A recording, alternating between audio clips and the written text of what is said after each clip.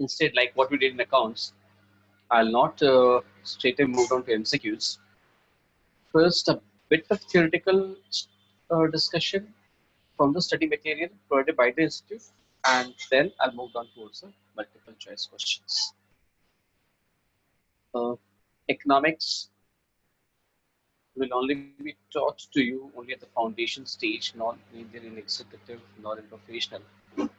But as a company secretary, we must have knowledge of economics because it's also useful in our day-to-day life and taking certain business decisions. I'll straight away move down to one concept, that is the economic problem of scarcity and choice. We know economics as a subject. If you have the screen before you, the word economics is derived from the Greek word for economia. I'm straight targeting the multiple choice questions. The word economics is derived from the Greek word. We must know it's a Greek word because there can be options Latin, French, German. So it's a Greek word for economia, and which is divided in two parts: oikos, which means house, and the nomos, which is management. That it's a household management. Managing the household is economics. So this is one important portion regarding MCQs. And now coming down to economics is all about scarcity. Means it lets us know how we can deal with situations of scarcity. We know resources, with the natural or the physical. All resources are scarce in supply, and with these scarce resources, we need to satisfy our unlimited wants. Resources have alternative uses, and with these limited resources, we want to fulfill our never-ending wants. Economics as a subject tells us how do we make these choices. Which want is to be fulfilled now and which has to be postponed. Economics tells us that thing. So never ignore the study material provided by the institute, whether in foundation or in executive or in professional. Remember, it's बहुत important the study material. So economics made the definition two parts: choice and scarcity. I said it's about choice making. It's about scarcity of resources. So you need to go to this portion. And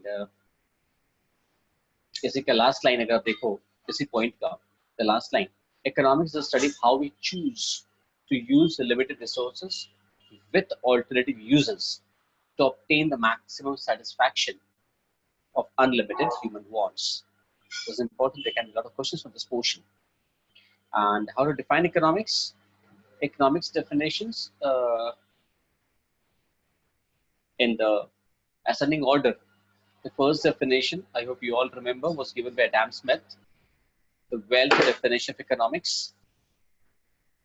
During his time, his country was facing the crisis of wealth. So according to Adam Smith, my voice is too low. Just give me 1 second. Some people are saying that my voice is too low. I'll check once.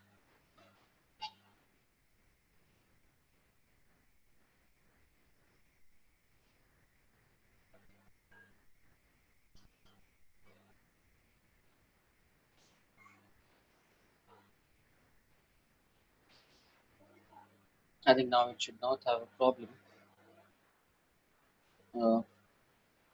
Now it's okay, I think. Now the voice is clear.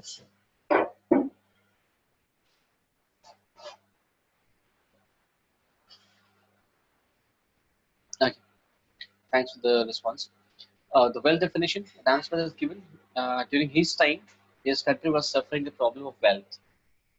So he studied how the other nations are rich, how they are having more and more wealth. So accordingly, he gave the wealth definition of economics, that is science which deals with wealth or an inquiry into the nature and causes of wealth of nations. You must remember he had written a book which was called An Inquiry into the Nature and Causes of Wealth of Nations. His key features of his definition were the objective of economics is to increase the wealth of a country. It considers production, distribution, and consumption as core of the economic activity. It deals with causes of the creation of wealth in an economy, and more so, here we're dealing only with the material wealth. He chose to ignore the immaterial aspects. In the wealth definition of economics, a major criticism lies that Adam Smith ignored the immaterial aspects of well-being. That is, according to him, the services of free teachers, of doctors, of lawyers is worthless, बेकार, हम लोग उसके नजर में बेकार थे. So Adam Smith's definition was regarding the wealth and the richness. After Adam Smith came in Alfred Marshall and A.C.P. Go. A.C.P. Go and Alfred Marshall, they belong to the welfare definition. They had laid down the welfare definition of economics. That is, economics examines that part of individual and social action which is most likely to be connected with attainment and with the use of material requisites of well-being. That means, in the definition of Dan Smith, there was more focus on wealth, but in the definition of Marshall, the focus shifted to man, shifted to welfare. That means man got priority over wealth. Welfare got priority over wealth in the definition of Alfred Marshall, and in his category was also A.C.P. Go. Later on came Leon Robbins. Robbins का ज़माना आते आते world over scarcity आने लग गई थी. Resources were limited, and all resources had alternative uses. And with these limited resources, we have to fulfill our unlimited wants. Economics, as a science, helps us in making these rational decisions in terms of Robbins. He defined economics as a science which studies human behavior as a relationship between ends and scarce means which have alternative uses. So, in his definition, economics was a science which deals with the economic behavior of human being. Physical and all non-physical resources have scarcity. They have multiple utility. That is, they can be put to various uses, the alternatives. And in his definition, economics was a positive science. You must know what is positive and normative science. We'll deal with it just a bit later on. Next came the growth definition of economics by Paul Samuelson. You must know the names of all the authors at least. There's a wealth definition by Adam Smith, welfare definition by Alfred Marshall, scarcity definition by Robbins, and the growth definition by Paul A. Samuelson. Now the world has entered into dynamism, dynamic growth and development. So according to his times, Paul A. Samuelson gave the growth definition of economics. You must read all these portions. Now, economics as a science and as an art. Economics is both a science and an art. Why science? Because they're scientific, they're laws. As in science, we have laws which have universal application. Economics laws also have universal application. Though the exceptions here are more because it's a human science, it's a social science dealing with the human behavior. So the exceptions would be more. We cannot have well laid down experiments like with the natural sciences like physics and chemistry. But still, economics is a science because the laws have well laid down explanations and are universally applicable, but with a lot of exceptions. It's an art as well. What is art? When we apply our scientific knowledge to solve our day-to-day problems, that is called art. Economics is an art as well, because the laws of economics are applied by businessmen, by the government, by every individual in their day-to-day life. Maybe subconsciously, maybe pata nahi ho, but still we apply the laws of economics in varied ways. And hence economics is an art as well. It's a science as well as an art. Now comes a bit important portion, positive and the normative economics. Positive and normative science are two branches. We call a science to be positive when, just let me check some.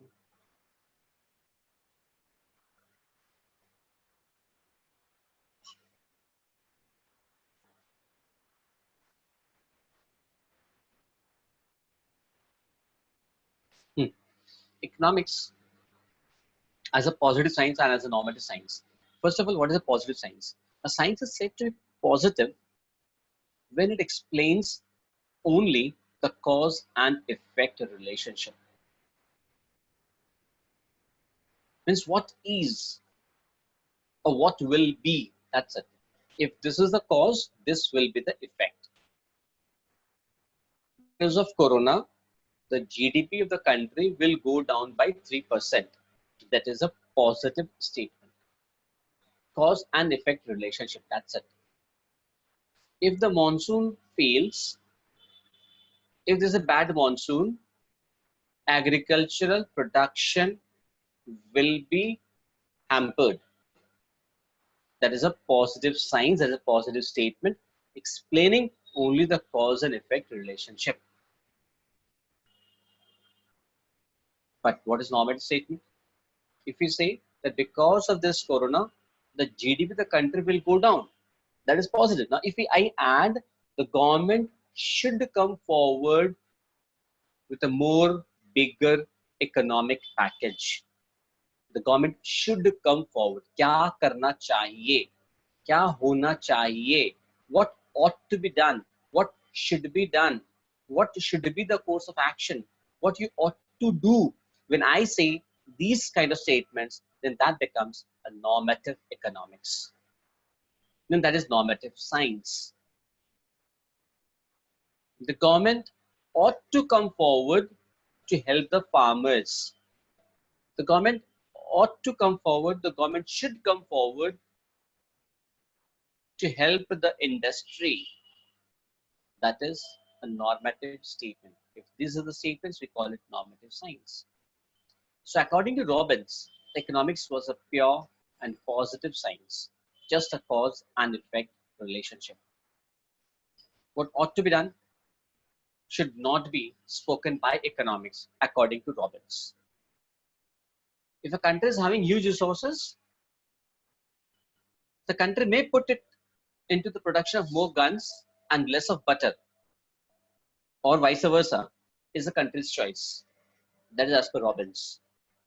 But that is again a criticism of Robbins, because economics should also give value judgments. Passing value judgments is called normative economics. Some people say that lecture should be in Hindi. Yes, I'm using the majority part, in English. I'm using the majority part English. So at times I may be using a bit of Hindi to accommodate everyone. Next, coming to scope of economics. As far as the scope of economics is concerned, here you need to know just two things. One is microeconomics and macroeconomics. Micro, we know, small. Macro, we know, larger. When you're talking of a single firm, of a single consumer, of a particular industry, then that is microeconomics. If I'm dealing with the demand, the supply aspect, the pricing decision of a firm, I'm dealing with microeconomics. But what if when I'm dealing with the national income of India, savings and investment pattern of India, when dealing with the unemployment problem of the globe or of India, and dealing with the agricultural output of India, all these portions are macro, bada. Macro in macroeconomics, we're dealing with national aggregates, with overall aggregates, and that is macroeconomics. So I hope this is clear. That is micro and macroeconomics.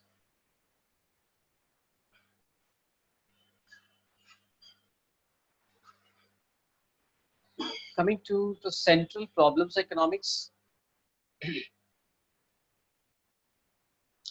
every economy has faces basic three questions: what to produce, how to produce, and for whom to produce. What to produce means to produce more of capital goods or less of consumer goods, or vice versa, producing more of consumer goods or more of luxury goods. क्या produce करना? What to produce? What should be produced? That is one question. Whether we should produce more of defense equipment or more of civil goods.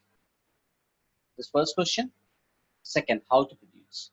How to produce means whether we should use capital intensive techniques, that is using more of machines, or we should use less of capital intensive and more of labor intensive technique. Labor intensive technique means producing goods with the help of more labor and less of machines. Less utilization of machines is a labor intensive technique, and when we use less of labor and more of machines in production, that is called the capital intensive technique. Which technique should we follow?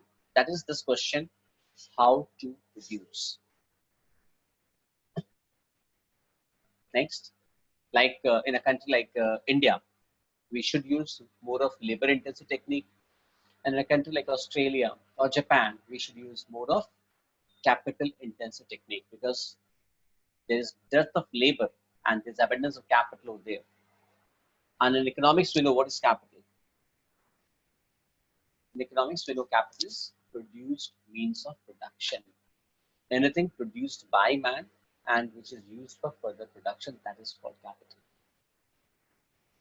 And third one, for whom to produce.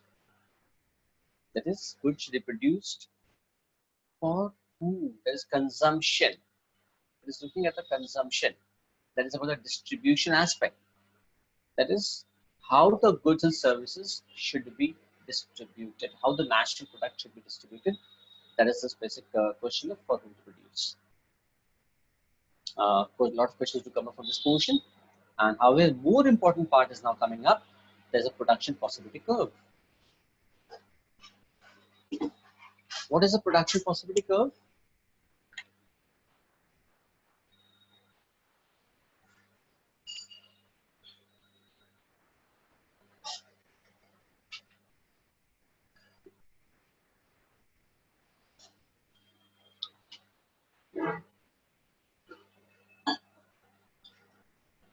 Production possibility curve. It's a curve, or production possibility frontier, it is also called. It's a curve having a concave shape, which shows the maximum quantities of two commodities which can be produced with the given resources and the given technology in the country. That means that all the resources in the country are fully employed. That is, if there is no unemployment or underemployment. If all the resources of the country are fully employed and efficiently employed, then what are the different possible combinations of two commodities which can be produced? Different combinations, like you see in the screen before you. On the OY axis, we're measuring rubber, and on the OX axis, we're measuring paddy. PPC, that is P0, P0. The PPC P0, P0 shows the different combinations of rubber and paddy which can be produced with the productive resources in India or in the country, what we are talking of. Either we can produce entirely rubber, there's only on the OY axis and no production of paddy, or we can reduce the production of rubber and we can increase the production of paddy.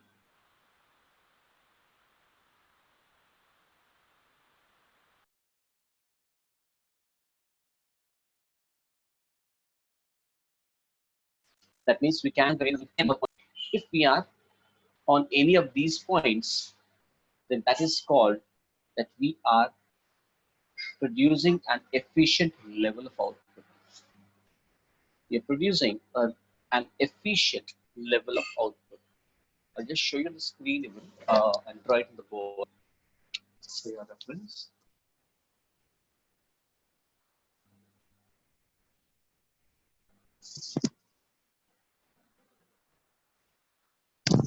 If I say that this is the production possibility curve, suppose here it's rubber and here it's paddy, then either we can produce only rubber and no paddy, or we can reduce the production of rubber and we can increase the production of paddy. If we want to increase further the production of paddy, we'll have to reduce the production of rubber. Why? Because we'll have to take out, listen carefully, we'll have to take out resources which were in the production of rubber and we'll have to shift them to the production of paddy. The reason is again scarcity. There's always a scarcity of resources. If we are at this point,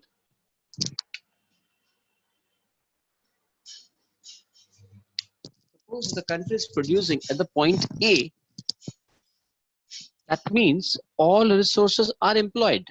Now, if we want to have more production of paddy, definitely we will have to take out some land from the production of rubber. We'll have to take out some laborers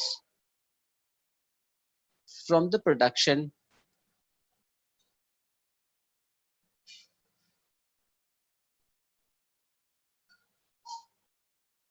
of rubber. We'll have to take out, if we want to increase the production of paddy, we'll have to take out certain resources which were earlier engaged in the production of rubber. And hence the production of rubber will fall and then only the production of paddy will increase. So, production possibility curve shows the various combinations of two different commodities which can be produced with the productive resources of the economy. Now,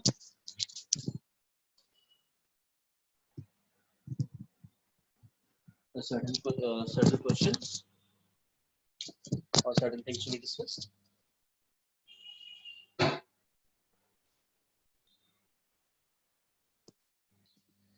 This is the, if I say that this was the PPC of India in 2010. Obviously, I hope you understand that the same PPC which was in 2010 might not be right now. Because the productive resources of the country might have increased over a period of time. With the increase in the productive resources, PPC can shift. That means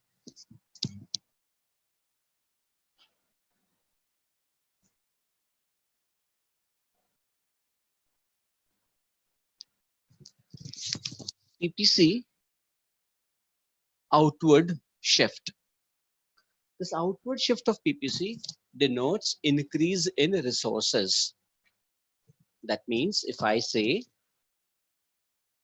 that because of new inventions, because of more smart cities coming up, because of more airports or harbors, because of more metro railways or highways, because of more people taking up the CS course, because of more people going in for higher education, the PPC of the country has shifted outside.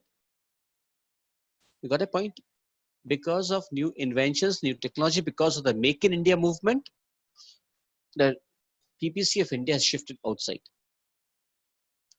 Similarly, PPC can shift inside. Suppose because of the tensions across the border,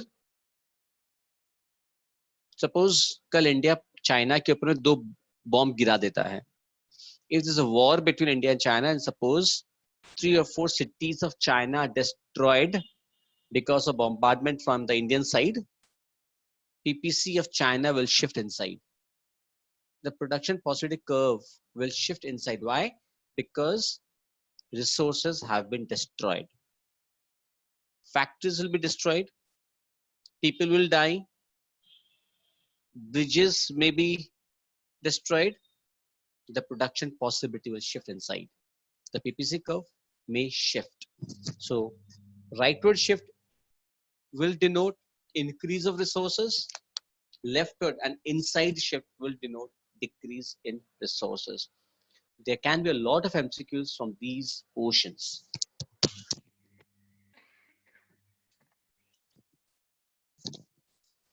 Next.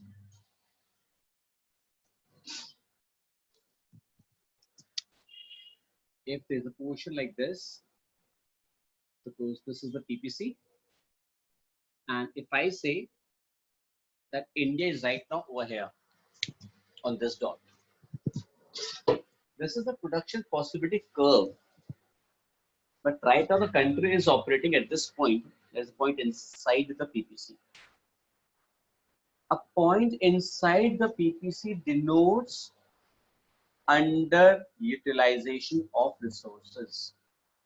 It denotes that resources are underutilized.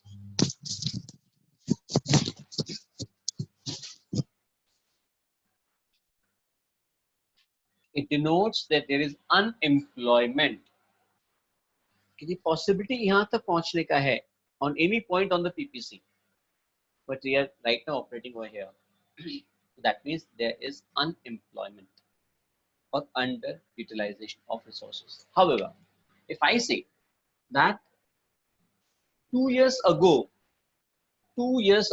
country was over here, and now from this point A, we have moved down to point B. From the point A, we have moved to point B. There's a movement from a point inside the PPC to a point on the PPC. What does it denote?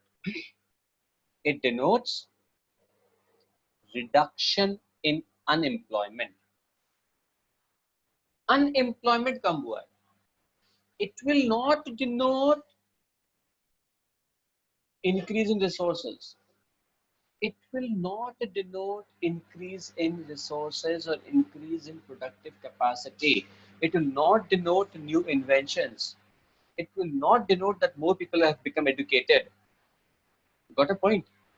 If you're moving from here to here, it will denote that there has been a reduction in unemployment or underutilization of resources has gone down. Resources are now being properly utilized. These can be the options. Got it? Coming to the next point. Suppose I erase it. So you got it that if a point is inside the PPC, it denotes unemployment, right? What does this point denote? If a point is given outside the PPC, like on the screen also you have a point H. आप screen पे भी देख सकते हो. There's a point on the screen on your have over here. Outside the PPC, a point outside the PPC denotes unattainable position.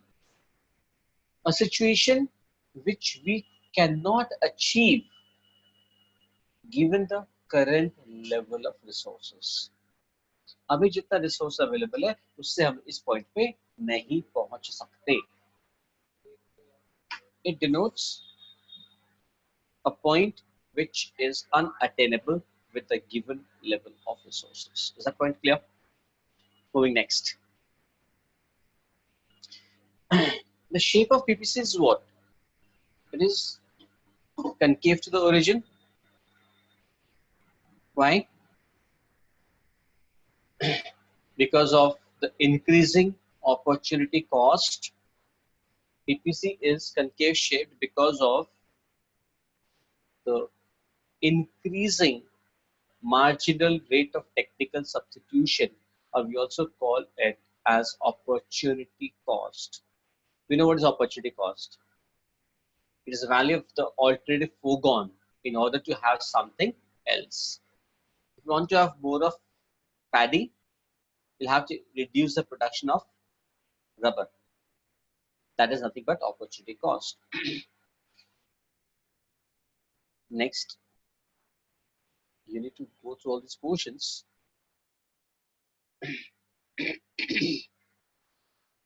Regarding economic systems, we all know there are three economic systems. One is a capitalist economy, the other one socialist, and the third one mixed economic system. Capitalist economic system is what? An economic system in which government interference is least, where the factors of production are owned by the private individuals. It's basically a free market.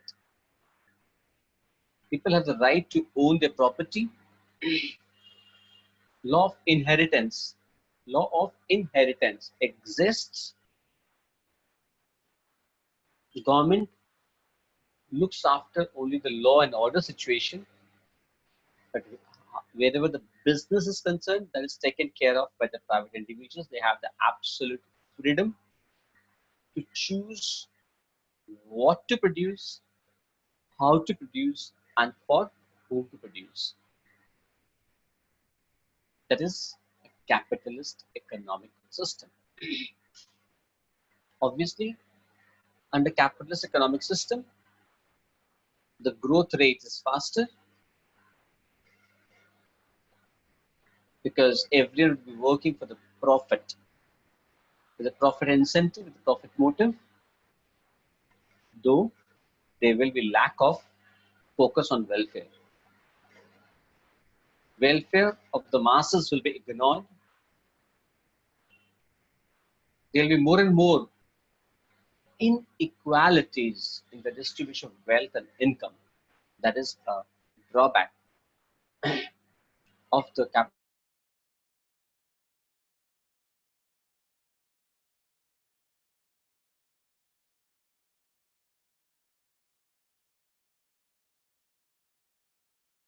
but economic development works.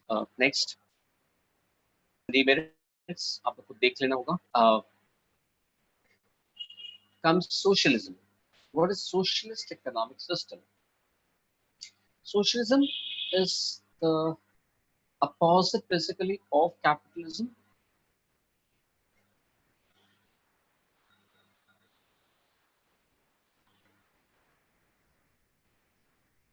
Yes, I find a good responses coming in from you all. Like I had in the accounts classes, I find the same level of response.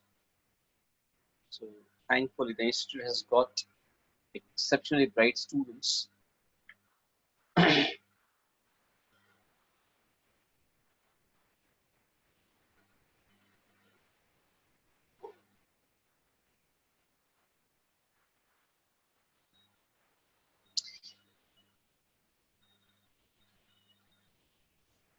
Sandeep.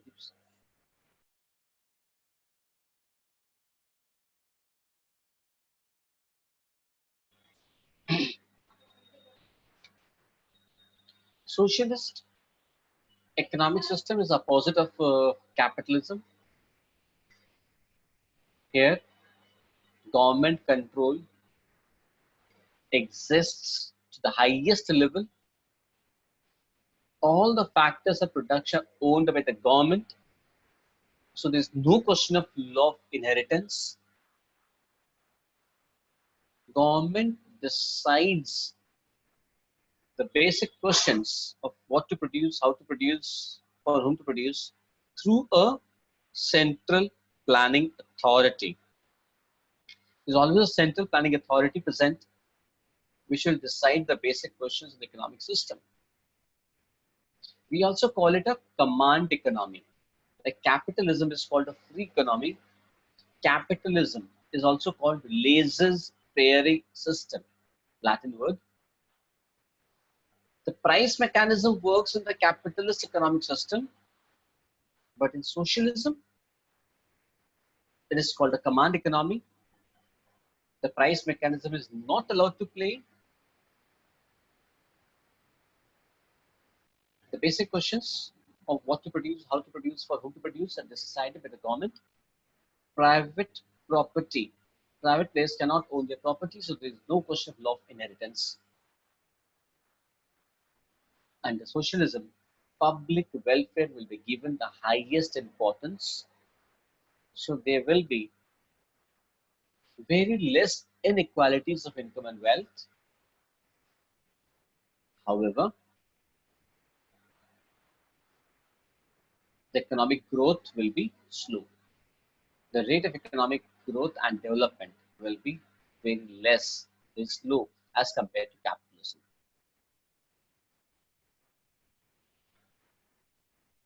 100% capitalism, 100% socialism cannot be found in a real life, but to very close extent, America, some of the European nations, they are capitalist economies, and China, USSR before its breakdown, that was a socialist economic system. Both socialism and capitalism do have their own merits and demerits. So then comes the third economic system called the mixed economic system. Thankfully, in India, we follow the mixed economic system, wherein certain sectors are owned and controlled by the government, the rest others are left open for the private individuals. Yeah. So I'm not explaining it in detail. It's there in the book. You should read it. Economic cycles or the business cycles, as we call it, they are the regular fluctuations in the economic activity divided into four phases. One, boom period. Boom is the highest, the peak period. In the boom, there is economic prosperity. Income, production, demand are very high. After the prosperity, the boom phase gets over, there comes a situation all of a sudden which turns into recession. In the recession phase, economic activities start getting lower down slowly. That is economic slowdown or recession, we call it. And recession leads to depression, the lowest phase of the business cycle. And the depression part, again, we start recovering. That is called economic recovery or recovery phase. The four phases of the business cycles. For any subjects, MCQs, whatever given the study material, you should follow that.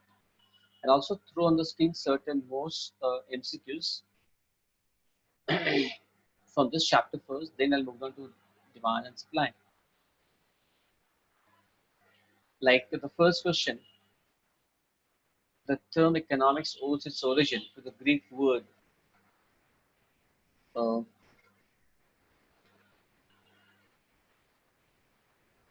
obviously we know it's oikonomia. Answer is C. Oikonomia means managing the household.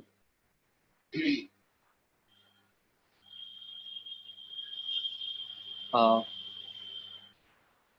the economic analysis expects a consumer to behave in a manner which is rational. So 3 is A. Kavya Lakshmi, you said to explain the opportunity cost. MCQ still is not available. It's available by everyone. Not able to see the questions. Okay. Just wait one second.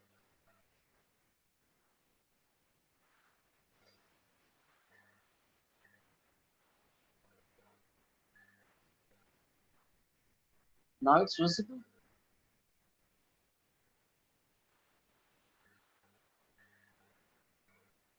Now the screen is visible. Okay. Perfect. Thank you. Thank you. Uh, so economic analysis. I'm coming to number first one. Let us go start. Economic source is original Greek word. Let's see. Economia. Number two, economy means household. Number three, economic analysis expects the consumer to behave in a manner which is rational. Three is A. Number four is A. Scarcity is a situation in which wants exceed the resources. Number five, economic goods are goods which. Question five. Anyone? Yes. Five is C. Unlimited in supply and are scarce. Number six. Economic goods are considered scarce resources because.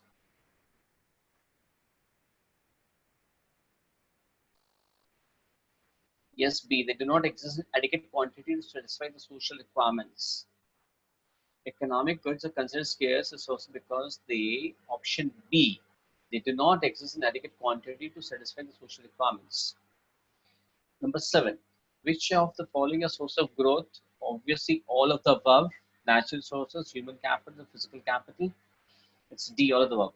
Who is the father of economics? Adam Smith is the father of economics. Adam Smith is the father of economics.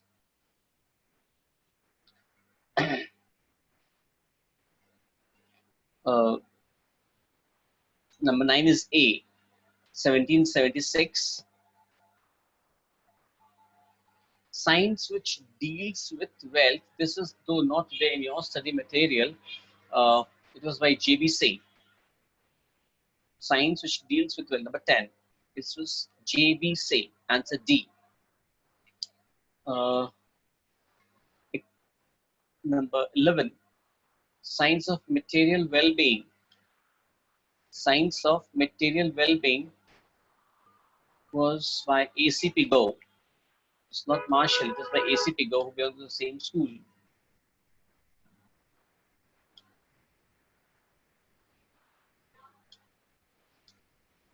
Number 12 is also A.C.P. Go.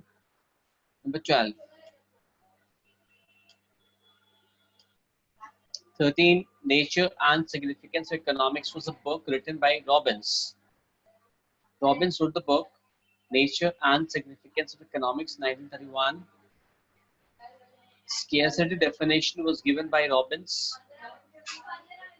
That is option D. 14 is D.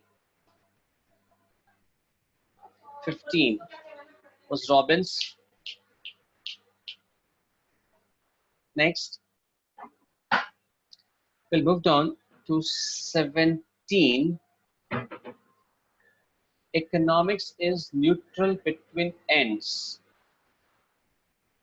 Was given by Robbins. Positive science. Dynamic growth and development. Definition was given by dynamic growth and development. Number 18. The answer was given. The definition was given by, yes, that's right, Paul Samuelson. I'll move on to 21. 21. In macroeconomics, we study the behavior of. Sorry, it's not A. It's not A. It's not A. So many people giving A. Now it's at the B. Yes, Karthike, but that's right, it's D. All of the above. Macroeconomics, we study the behavior of all of the above. That's right, individual, firm, and industry. Uh, Next, number 22. 22. Ayushi, because in macroeconomics, dealing with an individual, with a firm,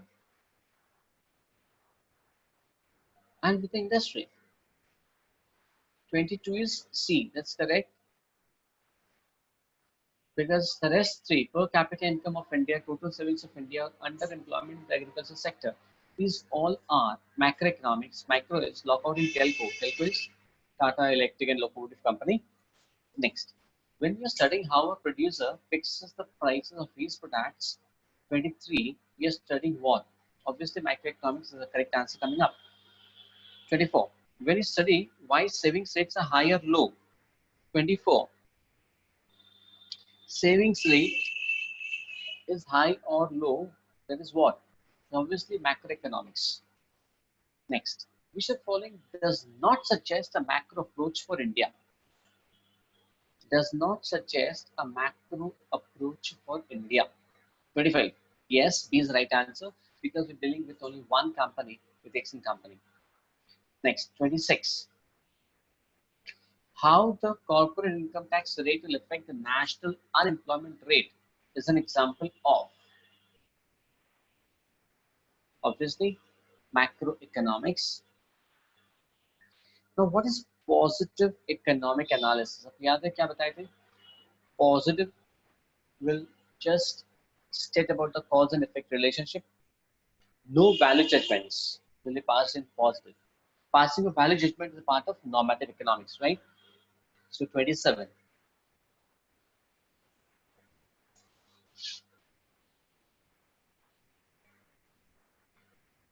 Exactly A. That's right answer coming up. An analysis of the relationship between the price of food and the quantity purchased. The 27 answer is A. Shailesh, 26 का answer was macroeconomics. Coming to 28, normative statement.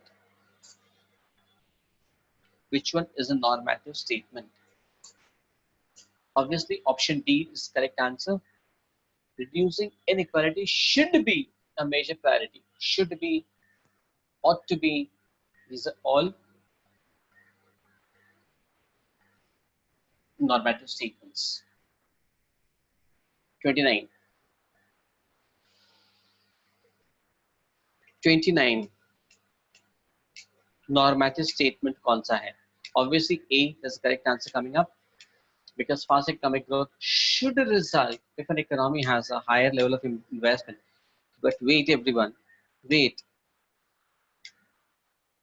Read the options, everyone, please. Don't be in a hurry.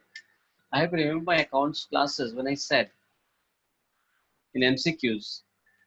Anyone? Can you remember what I said? You should be careful. Which I said one sentence. Yes, read this right. Love at first sight. Love at first sight is dangerous. So not in a hurry. That's right. So no love at first sight. Read the question properly because should word मैंने point number A में दिया है, but वो गलत है. मतलब वो normative statement नहीं है. That is not a normative statement. Read it properly.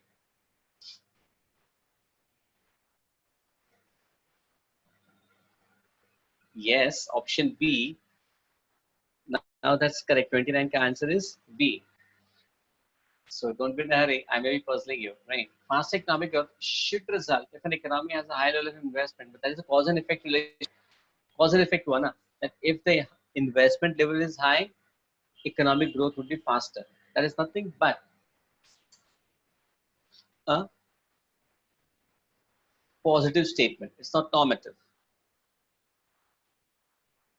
However, changing the level of interest rate is a better way of managing it, is a better way of. यहाँ पे should, ought to be नहीं आया, but still is a better way of managing the economy. That is passing value judgment. In Hindi भाषा we call it ज्ञान दे रहा है. ज्ञान जहाँ दे रहा है मतलब ही है कि वो normative statement है. So 20 was B. 30. Which of following statement is normative?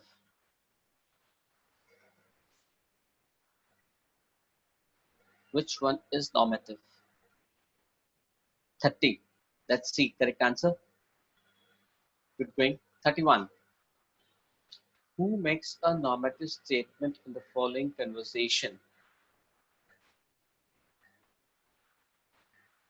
31. Yes, option D, Madhur, this time. Government ought to guarantee that our income will not fall. So, right answer coming up for a lot of students. Coming to 32. Questions like what should be the level of national income? What should be the wage rate? For the scope of normative science, 32 is Bombay. B for Bombay. Next. Shruti, I cannot answer these questions. Better to refer taxman or scanner. I'll tell best is the study material of the institute. Rest as much as you can refer. I cannot comment on which one is better and which one is not. Next, uh, 33. 32 answer was normative, ma'am. Vidushi. 33. Labor intensive technique would get chosen. 33. 33 is A. Labor surplus economy. 34 is obviously B. Bombay. Capital surplus economy. Larger production of dash would lead to higher production future. 35. Larger production of dash would lead to higher production in future. Capital goods is the correct answer. Capital goods.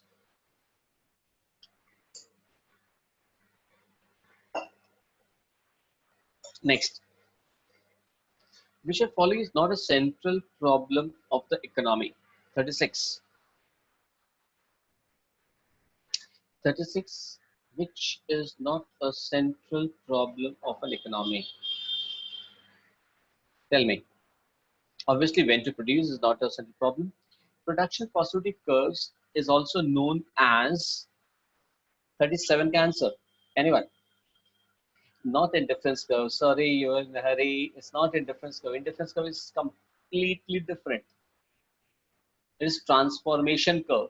Production possibility curve is also known as transformation curve. Yes, some students were right. Coming to 39. The various combinations of goods that can be produced in an economy when it uses its available resource and technology efficiently depicted by production possibility curve. 39 is D, Ppc. 40. An economy achieves productive efficiency when all resources are utilized and goods and services produced at least cost. 40. Productive efficiency is achieved when all resources are fully utilized and all goods and services are being produced at the least cost. Combination is C.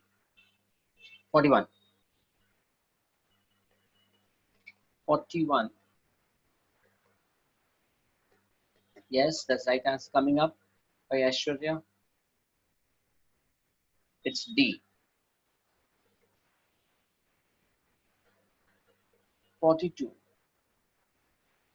All points on PEC show that goods and services are produced at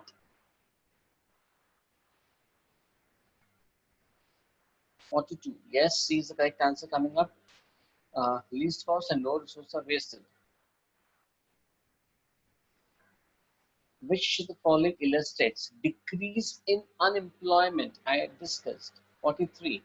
Which the following illustrates a decrease in unemployment using the PPF?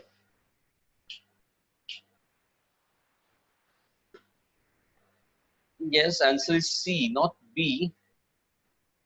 Movement from a point, sorry, uh, it's the last, the D. A movement from a point inside the PPF to a point on the PPF.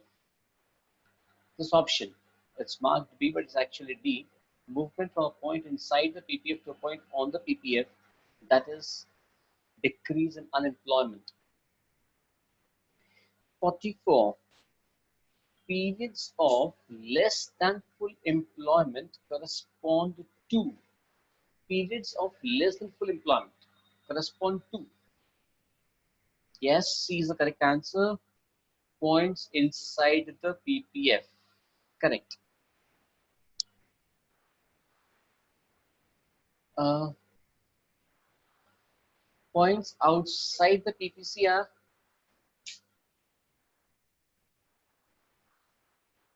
B, not attainable with the existing resources and technology. Correct. Not attainable with the existing resources and technology. Uh, 46. Trade-off. What is trade-off? Listen. Trade-off of what? जब आपको when you want to increase the production of one commodity, you will have to sacrifice the production of another commodity. That is sacrificing. That is called trade-off. That is, if you want to achieve more production of one commodity, you will have to sacrifice the production of another commodity. That is called trade-off. Trade-offs are required because wants are unlimited and resources are scarce. That's the right answer. Next. Negative slope of PPF. Yes, Kartika, that's right. Negative slope of PPF is why? Because of increasing opportunity cost, option D. Next. Shape of PPC is concave due to B. Increasing, there's rising opportunity cost between two goods. Because of rising opportunity cost between two goods. It's B. So, should I continue with these MCQs? There, I think some 70 MCQs with respect to this topic. 77. Then I'll move on to demand. Or should I move on to demand right away?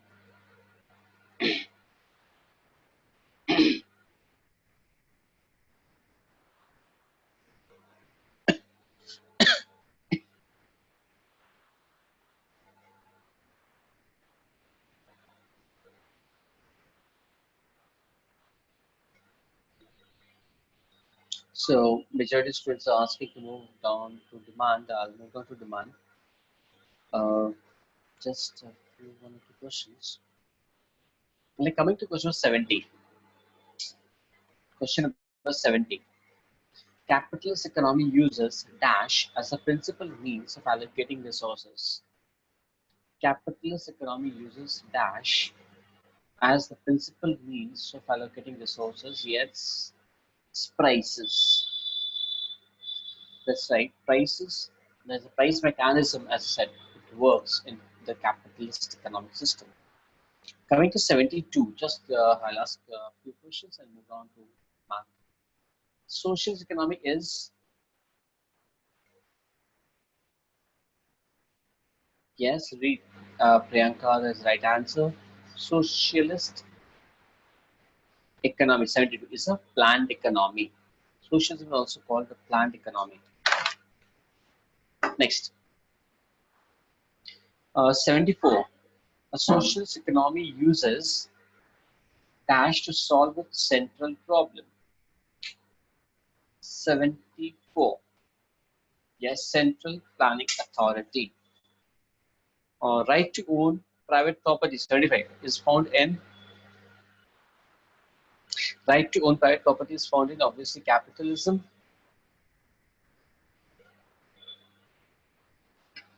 Mixed economy uses dash to solve its central problems. Obviously, both.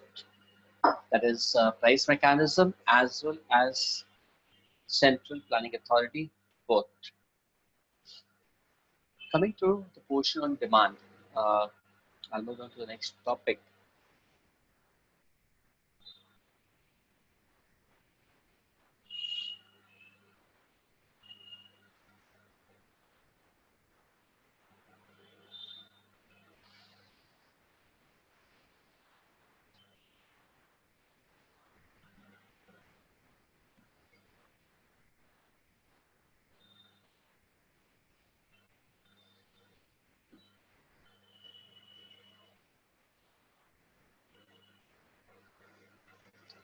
Uh, Demand and supply, though it happens to be a very important topic since your last 2 days. Uh, Demand, we all know, in economics, demand means effective demand, effective desire rather. That is, desire for a commodity should be backed by ability to pay the price as well as the willingness to pay the price. Then that is called demand in economics. When the desire for a commodity is backed by these three elements, then that is called demand. We know demand depends upon many factors. One is price of the commodity, prices of related goods, income of the consumer, tastes and preferences, government policy, population of the country, composition of population, national income, distribution of the national income. So a lot of factors on which demand of general goods and services depends. Now one by one. First is price of commodity. Demand and the price of the commodity are inversely related, isn't it? In general, for the normal goods, demand and the price of the commodity are inversely related to each other. There's the negative relation. Next, the point which is given in your book is prices of related goods. I remember that you must know that there are two types of related goods. One is substitute goods, one is complementary goods. Substitute goods are Pepsi and Coke. They are substitutes. Tea and coffee are substitutes.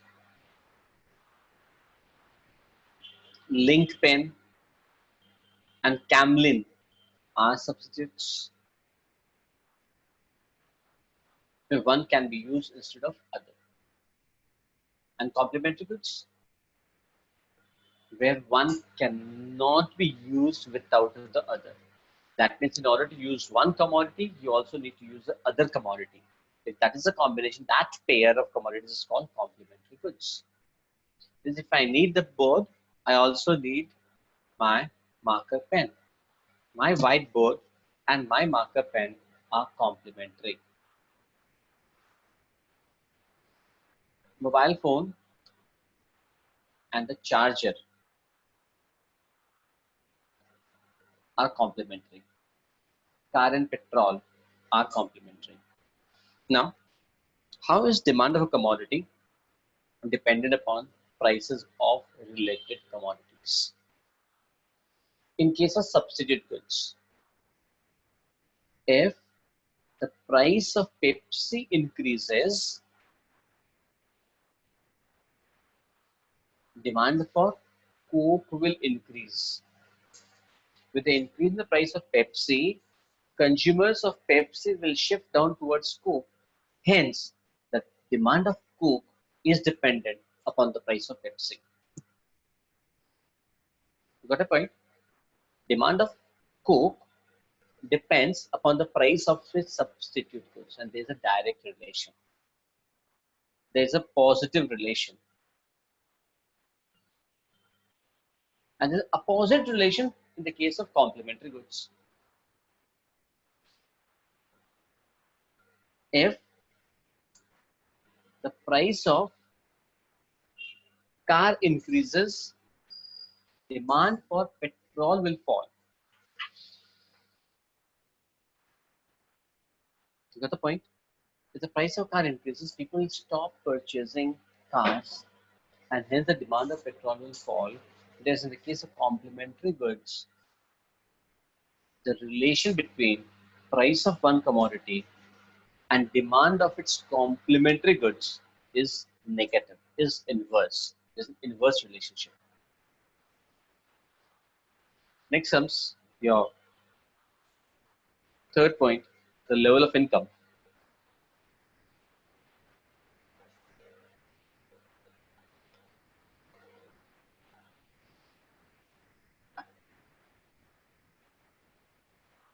How does demand depend upon the level of income?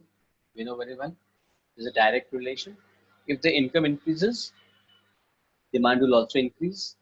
And if the income falls, demand also falls. In general, we're talking of normal goods.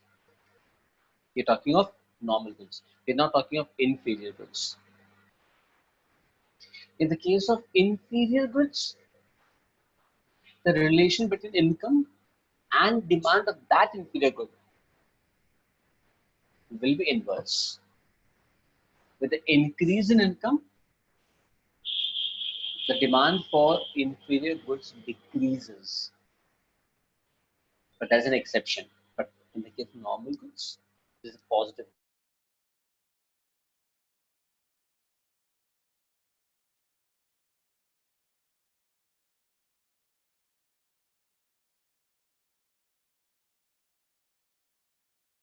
relationship. Next, um, if we expect the prices to change in future, our demand also changes. Clear? Next, there are many other factors we all know, though here lesser number of factors are given. It's government policy, tastes and preferences. There are many other factors which determine the demand for a commodity.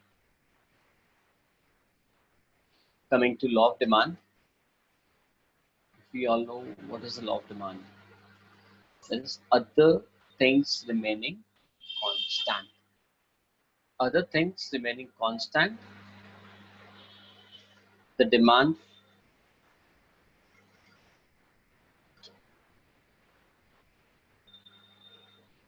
for a commodity is inversely related with the price. Other things remaining constant. If the price increases, the demand will fall. If the price falls, the demand will increase. There is an inverse relationship. And that other things remaining constant is a Latin word which is called ceteris paribus. Ceteris paribus, it happens. So, if we go by the law of demand, then we have dx equals to f of px. There's demand of x commodity is a function of price of that commodity itself. Next, what is the demand schedule? What is a demand schedule?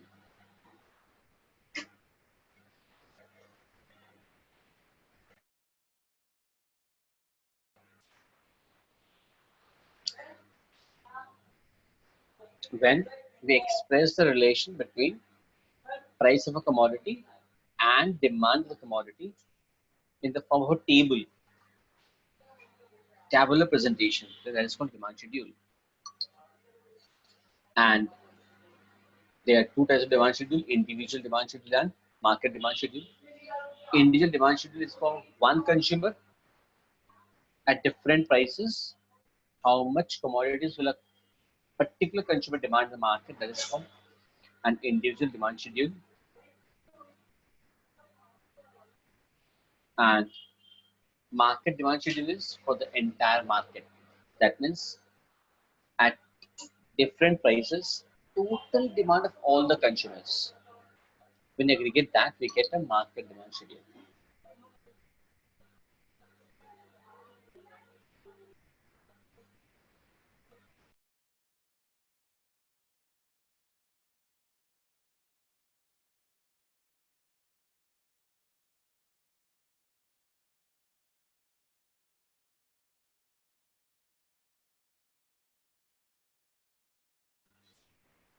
So demand curve is a graphical presentation of the demand schedule. Obviously downward sloping. It may be a straight line, it may be a curve, that depends upon the way we are drawing it. Market demand schedule I discussed. What is the market demand schedule?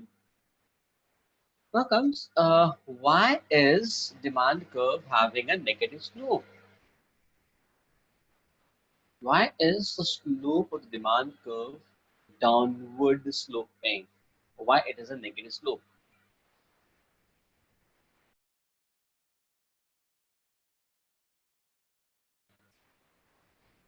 We all know there are various reasons to this.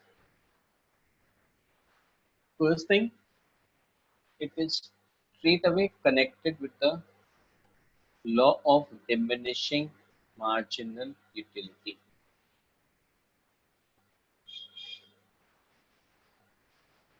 Law of diminishing marginal utility states that as we go on increasing the consumption of a commodity, the marginal utility derived from each successive unit goes on falling. And as a rational consumer, because economic analysis assumes a consumer to be rational, as a rational consumer, we need to compare the price with the marginal utility. We compare the price with the MU. We equate the price with the marginal utility. What is marginal utility? We all know very well. The additional utility or the additional satisfaction which you derive by consuming an additional unit of the commodity. So, as a rational consumer, I know that I go on increasing the consumption of a commodity, the marginal utility will fall. So, I will increase the price only when I'll increase the demand only when the price falls. That is the first reason of the negative slope or the law of diminishing marginal utility.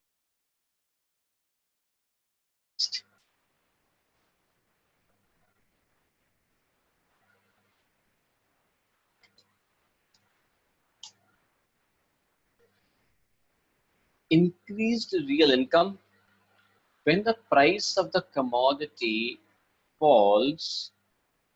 When the price of the commodity falls, the real income of the consumer increases. The purchasing power of the consumer increases. That is, now he can purchase more goods and services with that same quantity of his money income. And hence, the demand increases. Next one. There are more points for the negative slope of the demand curve. Perhaps you people must be knowing. The third point, though it's not mentioned here in the study material, that is your price effect. Price effect, what does it state? That at a particular price level of a commodity, there are certain consumers who can consume it, who can consume it. Whereas there are many other people who are not able to consume the commodity because of its price level, because of the barrier. When the prices go down, new consumers enter the market and hence the demand increases. There is a price effect. One more effect, we have the substitution effect. When the price of one commodity falls,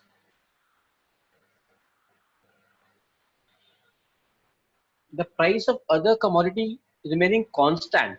When the price of one commodity falls, the price of other commodity is constant because it is paribus. Then consumers of the other commodity will shift towards this commodity. That is the substitution effect, and therefore demand increases. Yes, not exactly MRS. The MRS cannot be used for explaining the law of demand, but Shinam, to some extent, is that same concept. Next comes a very important one, that is change in demand and change in quantity demanded. Now, what concept is this one? We need to move down to the screen, means to the board.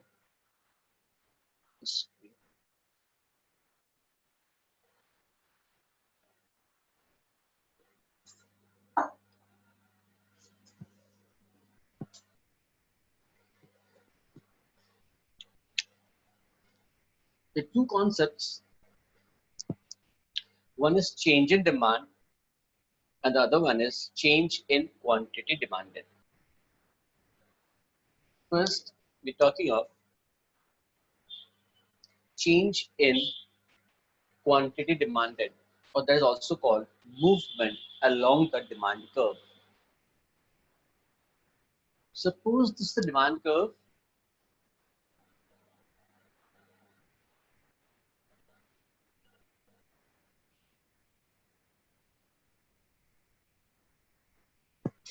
Price, quantity. Now, if the price falls, demand increases. Then on this point, we have moved down to this point on the same demand curve. Or vice versa, the price increases,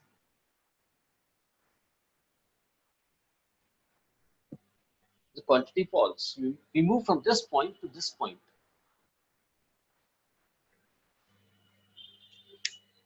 Hence, it is a case of movement along the demand curve.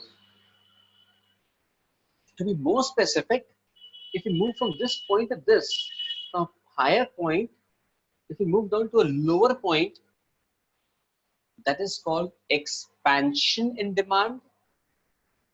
And we move from this point to the higher point, from lower to higher point, that is called contraction. So, a few things, what did you learn? This is change in quantity demanded. We can also call it movement along the demand curve. We can also call it expansion or contraction. And why does this happen? Because of change in price only. Other all factors are constant. Other all demand determining factors are constant. Yeah. And the other one is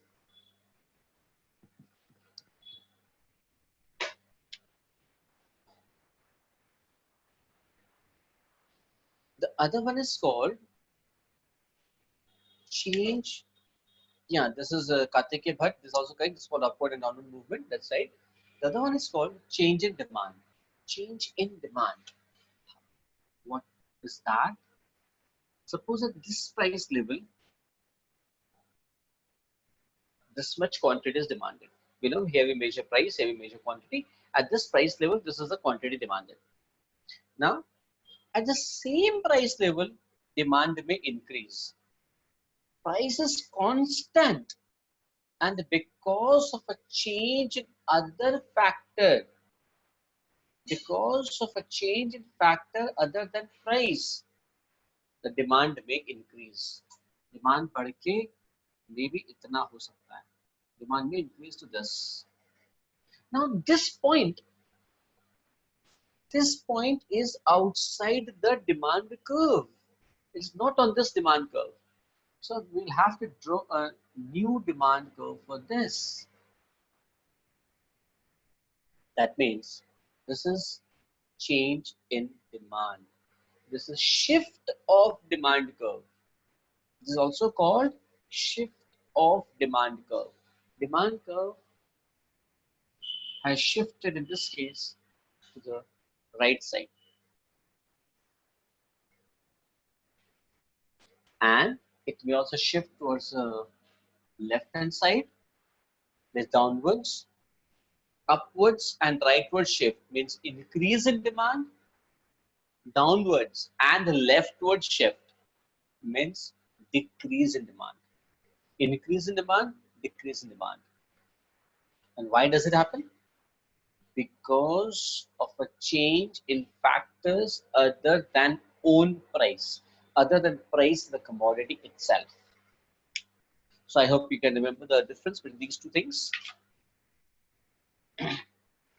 Next.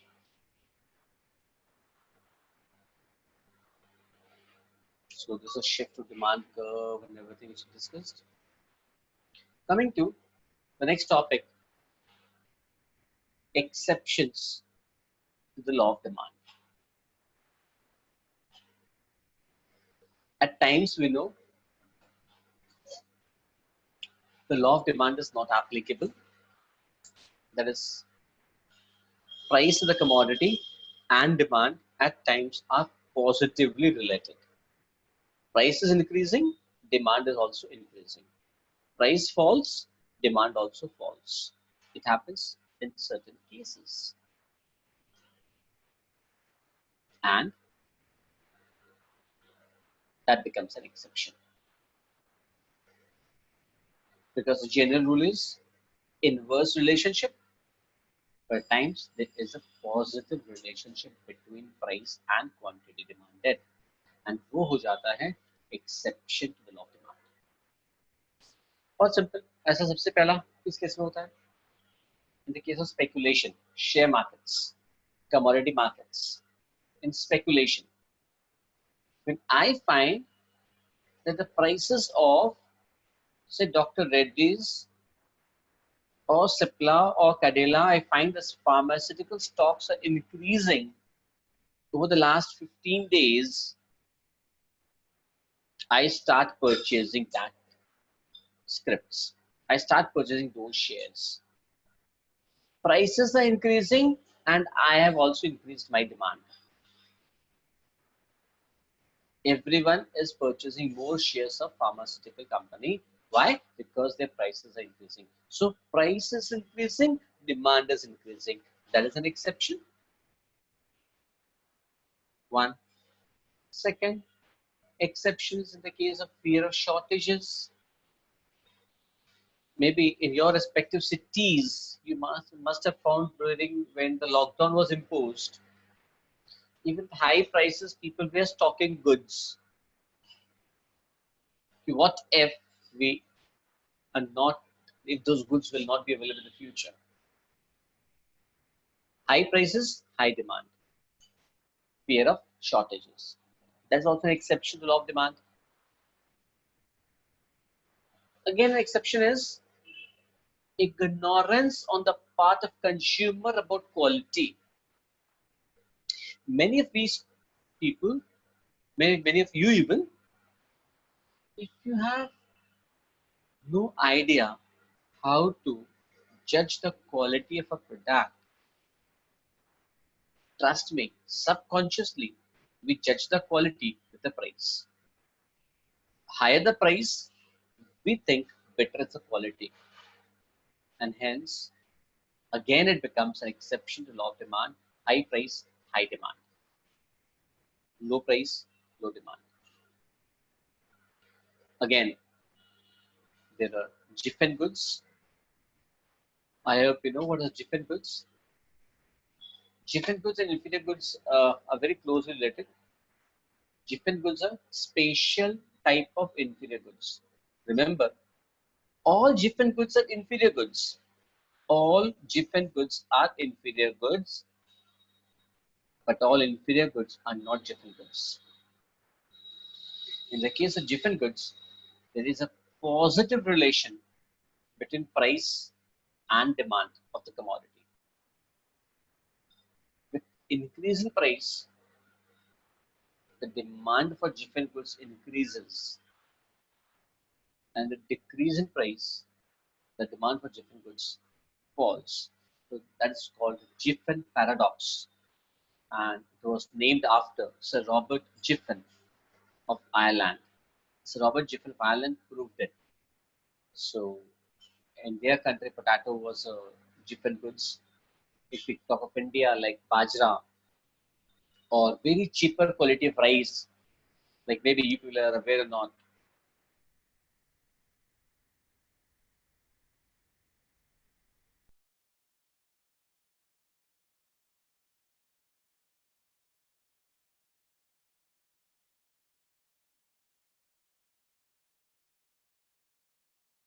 So that is a very inferior quality of rice.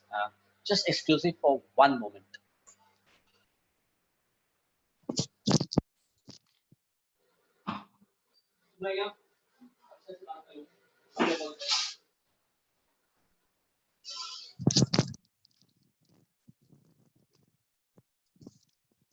Yeah, sorry, I'm back.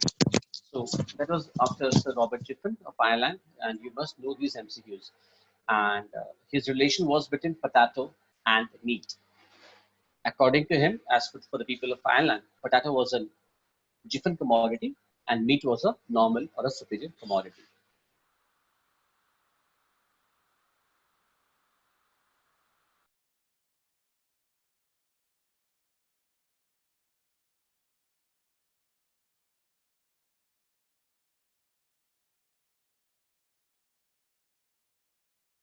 And which confer a distinction on the consumer, the expensive goods. That is the case of people belonging to affluent class to the higher class. In that case, the status symbol goods, high price, high demand.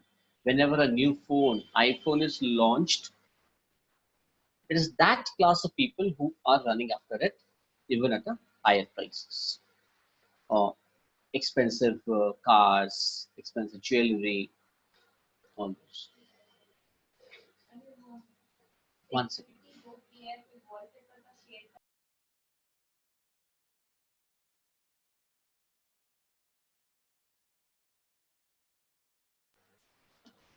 Oh, 1 second.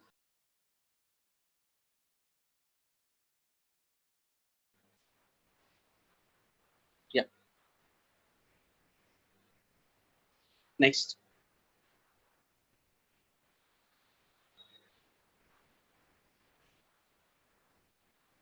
Uh,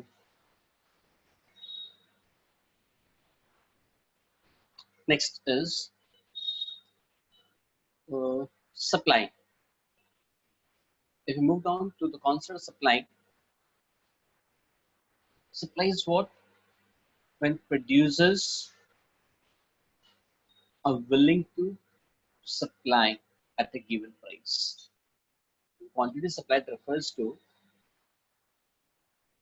the various quantities at different prices which the sellers are willing to supply at various prices.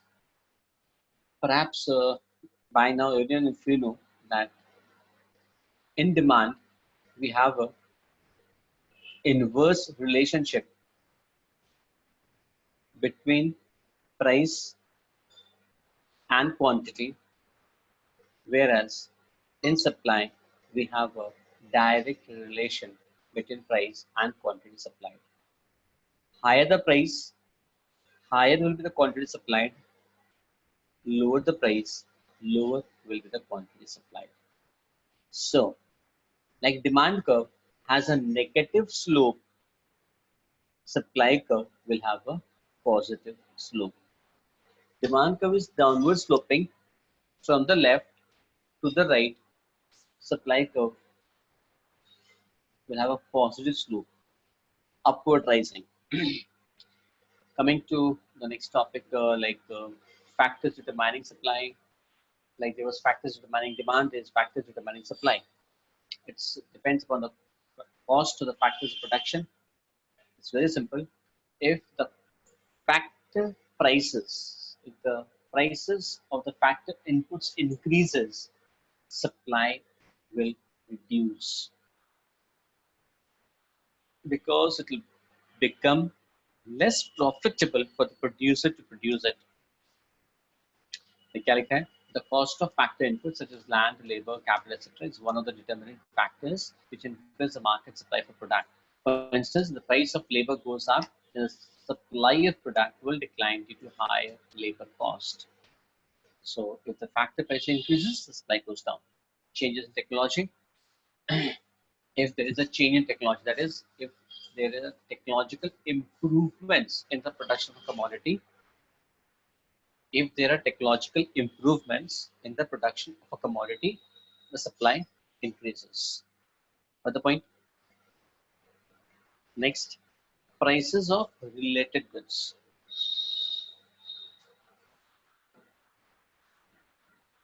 If the price of a substitute commodity increases, if the price of a substitute commodity increases, the producer will shift towards production of that commodity. उधर shift हो जाएगा. And the production or the supply of this commodity will fall. So supply of this main commodity depends upon the price of the substitute goods. Next,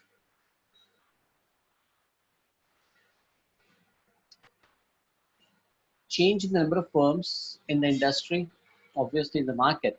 If more number of firms start operating, the number of firms increases, the supply will definitely increase.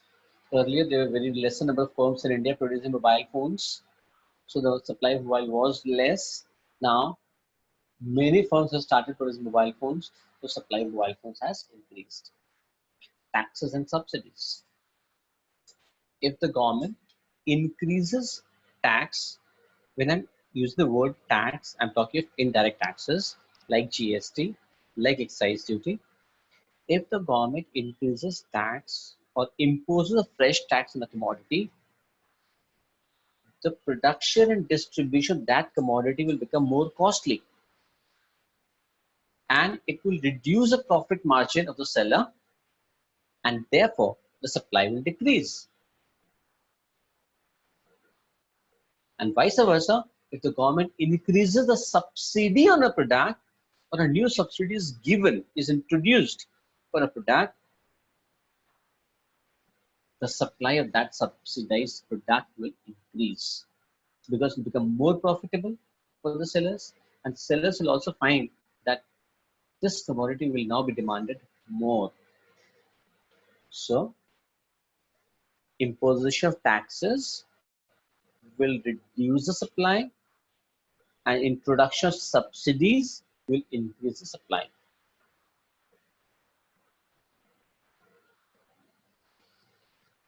Like the law of demand, we have the law of supply as well. The law of supply, again, same ceteris paribus, the other things remaining constant. Price of the commodity and the supply are directly related. Supply function, it's simple, the mathematical form, the equation form, supply schedule, the tabular way, and supply curve. We understand. Positive slope supply curve showing the graphical presentation between price and different quantities supplied at various prices. There will be individual and market supply schedule.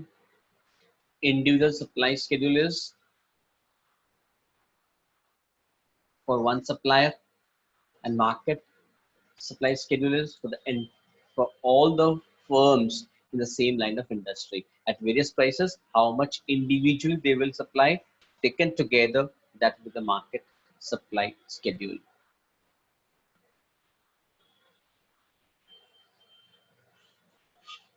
Like we have done the concept of change in demand and change in quantity demanded, similar concept is in the case of supply. Change in supply and change in quantity supplied. Change in quantity supplied means when only price is changing, other factors are all constant. Change in quantity supplied will mean movement along the same supply curve. It also called expansion or contraction in supply, or upward and downward movement along the supply curve.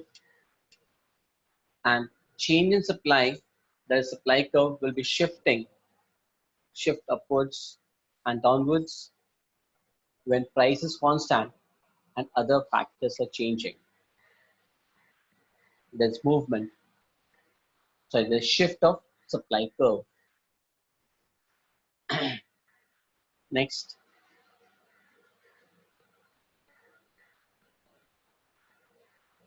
exception to the law of supply, that is when it happens reverse, that is high price means prices are increasing and quantity supply is decreasing. That is exception to the law of supply. That is when reverse. It moves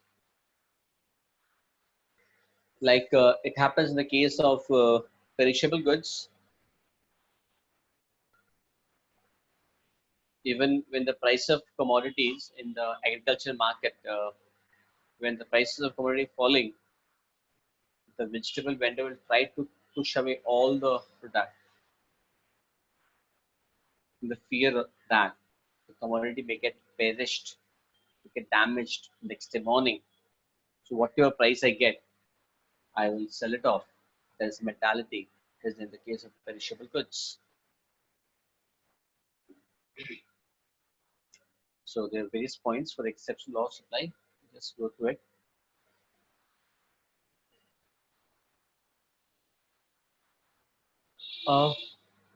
Now comes an important point, determination of equilibrium price and quantity.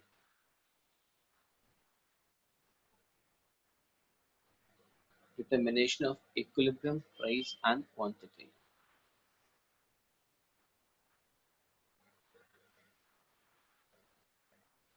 Okay, दो तीन चीज people are asking से tax वाला point repeat करो ना बार बार, and आपने question कितनी बार repeat कर दिया है Mr. Shadani. Tax वाला point is, ma'am, when the government imposes tax on a commodity, whether it's GST or excise duty,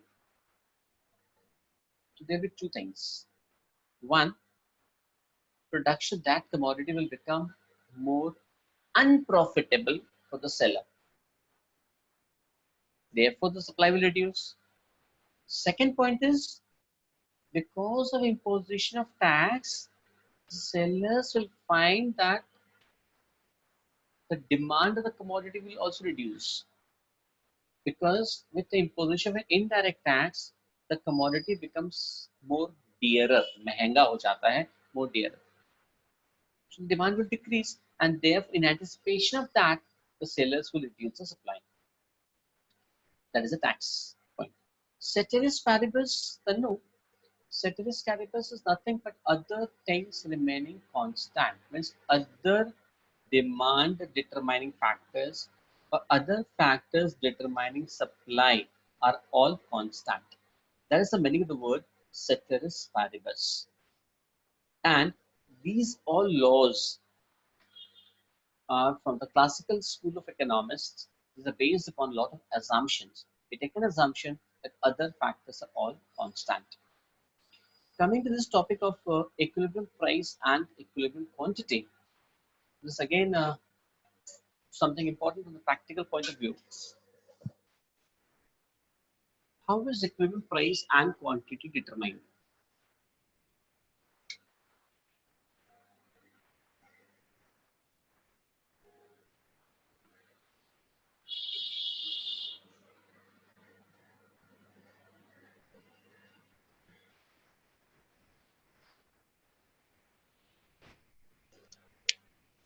The demand curve and the supply curve.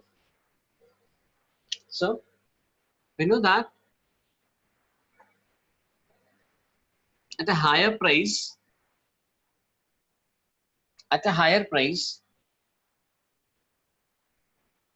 demand will be less, but the sellers will like to offer a higher quantity. There is lesser demand, but quantity supplied is more. That means what? This much quantity, this extra quantity is being offered for sale, but it will not find any buyer. There will be no buyer of that commodity. Clear? So this excess quantity which is available in the market will push the prices down.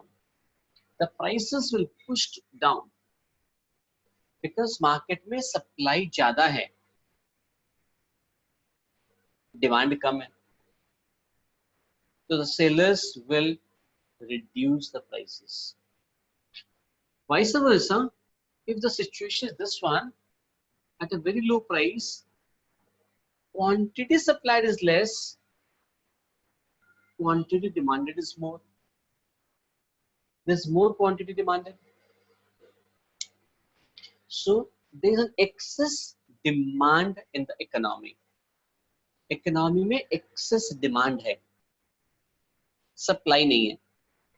This excess demand will push the prices up. Hence, equilibrium will take place at this point. Equilibrium will take place at this point where demand and supply are intersecting each other. So, what is the equilibrium point? What is the equilibrium price and quantity? It is a point where the demand curve and the supply curve intersect each other, or where demand and supply are equal, where demand is equal to supply. That is the equilibrium point. That is what is given here by way of a table, by way of a diagram.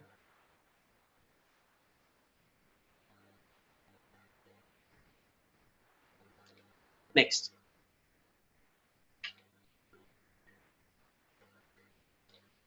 We understand that this equilibrium thing has a lot of impact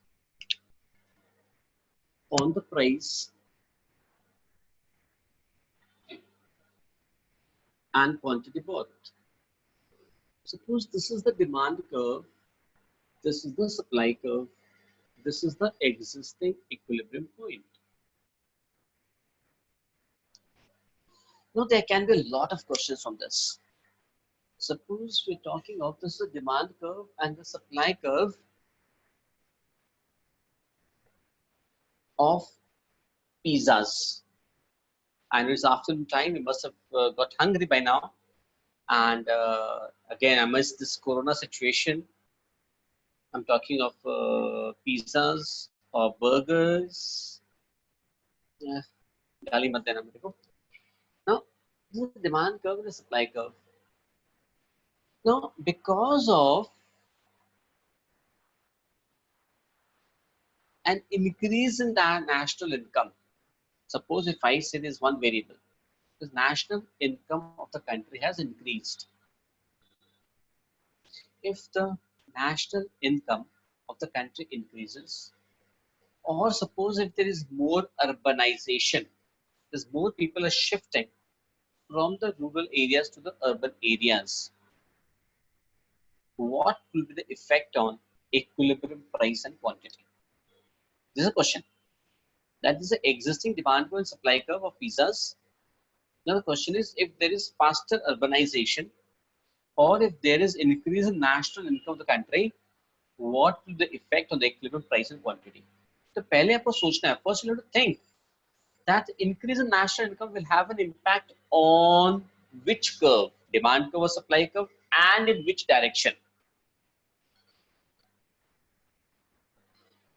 That is the variable. Exam में जो variable दिया है, because of that variable, or that variable is impacting what? Only demand or supply or both, and in which direction. So I hope you understand, if the national income of the country increases, or if there is faster urbanization, that will have an impact only on the demand curve. The demand curve will shift towards the right. Demand will increase. So demand curve will shift towards the right. Now, for finding out the equilibrium price and quantity, the demand curve and the supply curve, the intersection point will have to be worked out. So price will increase, the equilibrium price will increase, and the equilibrium quantity will also increase. Equilibrium price and equilibrium quantity both will increase. I hope you got the point that what kind of questions can come up from this portion. There can be anything. Effect of the supply can decrease. There can be 10 different cases. Demand increases, supply is constant, or demand decreases, supply is constant. Supply decreases, demand constant. Supply increases, demand constant. Simultaneous change in both demand and supply. There can be various different cases. Uh, Next topic, elasticity of demand and supply. I'll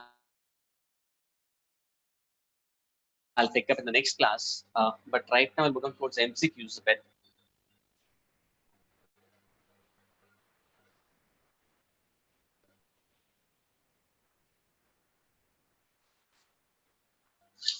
So, yeah, the answers which you were giving was right. Uh, I'll pick up elasticity of demand in the next class because next class I think Schedule Institute will provide you. It's most probably on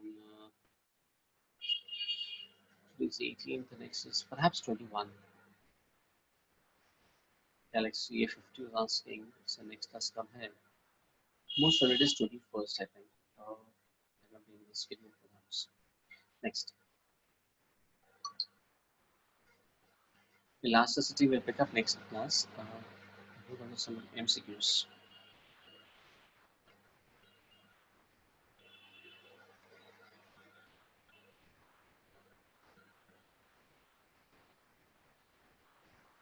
Uh, what are the pair of subsidy goods? Yeah.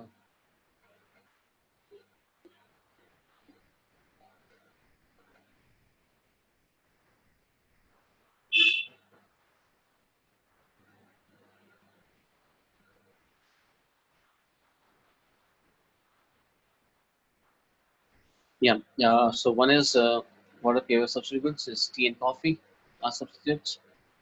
If the price of Pepsi decreases relative to the price of Coke and 7 Up, then the demand for.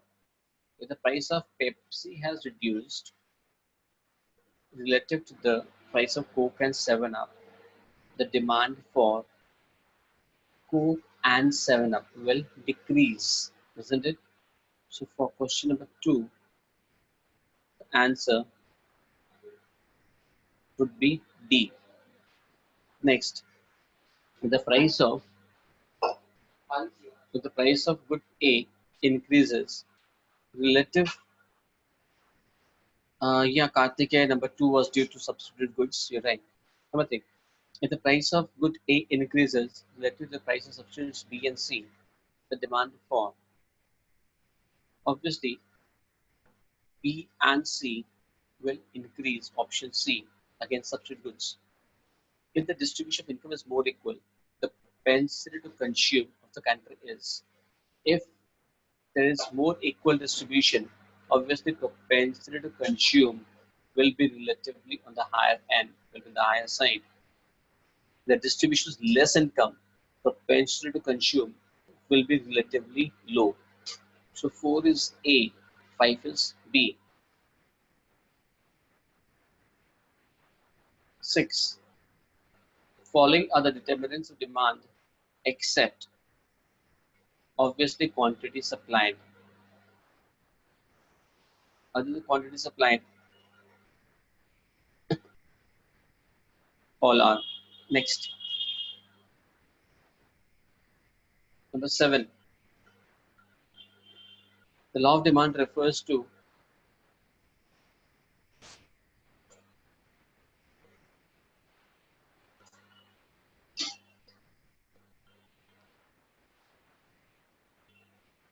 price and demand relationship, right? There's a bit of numbering issues right now over here. The law of demand assumes that other things to be constant. Establish the relationship between, its price of a commodity and the quantity demanded. All but one, 15th question, read carefully. All but one of the following are assumed to remain the same while drawing an individual's demand for a commodity. All but one are assumed to remain the same. Matlab, excepting one, all are constant, but one is variable. Only one can change, the rest all are constant. So it's obviously price. Next, the law of demand is a quantitative statement In a typical demand schedule, quantity demanded varies inversely with the price. 17 is C, varies inversely with the price. Demand curve in most cases slopes downward from the left to the right. So this is option A. 19. Demand curve in most cases has a negative slope throughout its length. Demand curve can be derived from the marginal utility curve, from the MU curve, isn't it?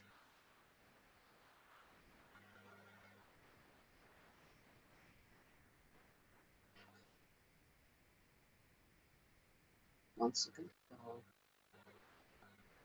Yeah.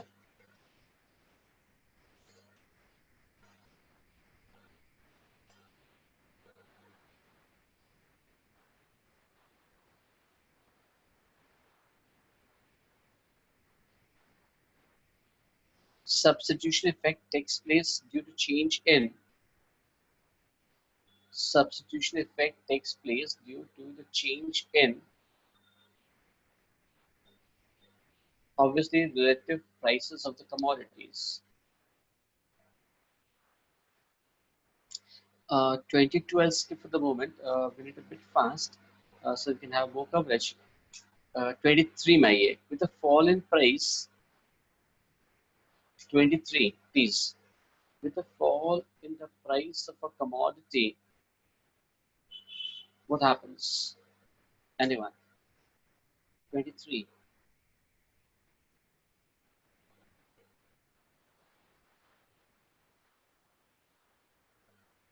Yes, there's no change in the real income consumption. That's not correct.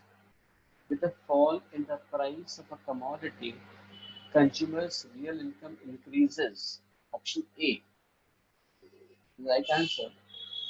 If the price of a commodity falls, the consumer's real income increases. Option A. Yes, Srinam. Midul Mohammed, all this is correct. Next. 24, we need to skip at the moment. Welcome on. Next question. 27. Conspicuous goods are also known as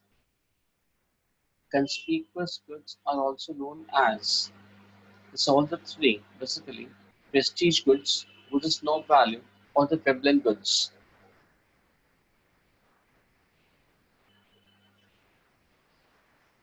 What is question number 28?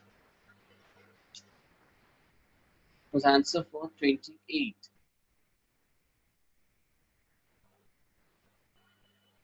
Yes, that is conspicuous goods. Yes, Aishwarya. It's conspicuous goods because the increase in price of diamond. Different goods are those goods.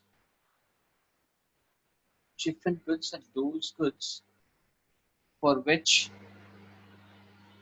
demand increases as the price increases. Option A. Next, 29.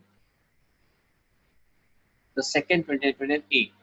Goods that exhibit a direct price-demand relationship are called different goods. Next, Shivam आप chat box में question लिख दो अपना. Shivam has raised it out. You can write the chat box.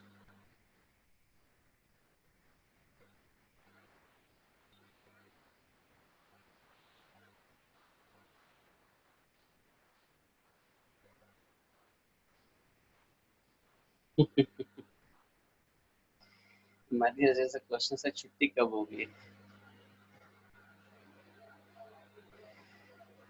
होने वाली है थोड़ी देर में.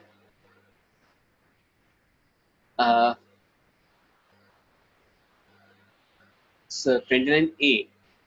That's again different goods. Question 30. In case of different goods, the demand curve will be in case of different goods. So yeah, in case of any exception to the law of demand, the demand curve will be upward sloping to the right. It will be upward sloping towards the right. Next. So Robert Giffen was surprised. I hope you remember Robert Giffen was from Ireland and he found that exception. There's a Giffen goods or Giffen effect. So that was between options here are wrong. It was potato and meat.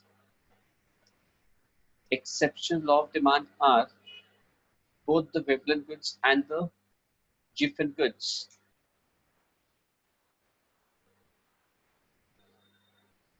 $33, let me see. Can anyone answer this one? 33. 33, anyone?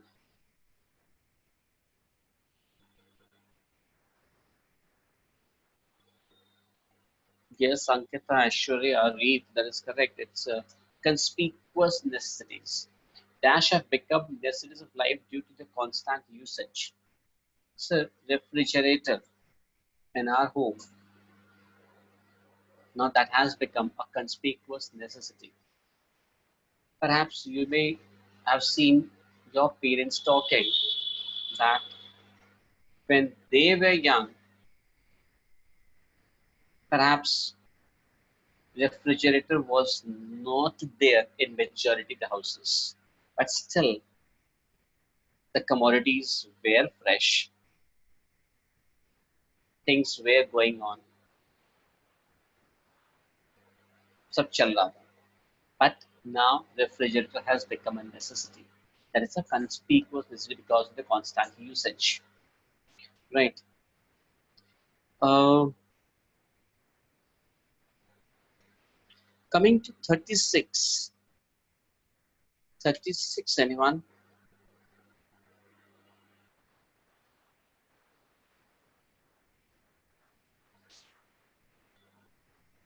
Question number 36. When the demand for a commodity increases with a fall in its price, it is known as contraction, expansion, no change, none. Obviously, I told that is called expansion of demand. When prices fall and demand is increased, we call it expansion of demand. And contraction is vice versa. So I hope you remember that expansion and contraction happens when the price is changing. Other factors are constant. That is movement along the demand curve.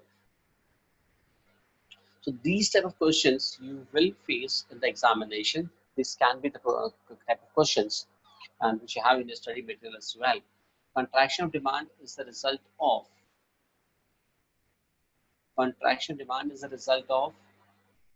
increase in the price of the good concerned. So 37 is B. Increase in the price of the good concerned. Next.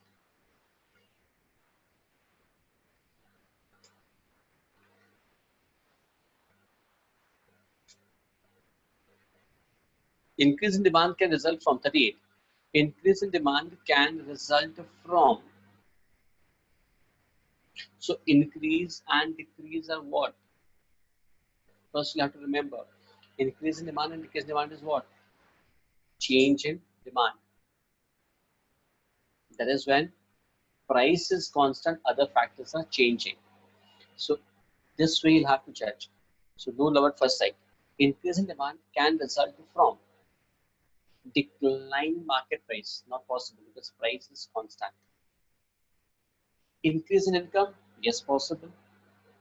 Reduction in price of substitutes, not possible.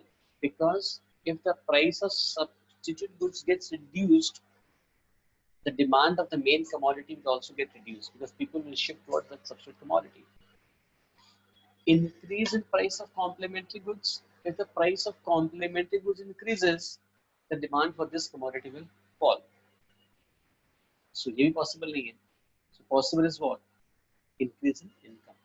38B.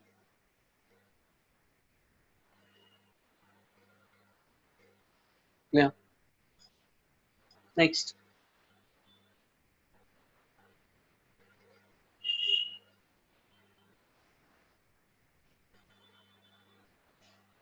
Mm, 1 to 40. A movement along the demand curve for soft drinks is best described as movement along the demand curve for soft drinks is best described as change in quantity demanded. That's called change in quantity demanded.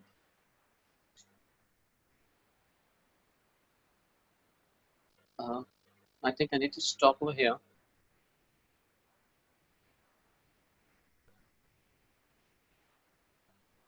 Just let me check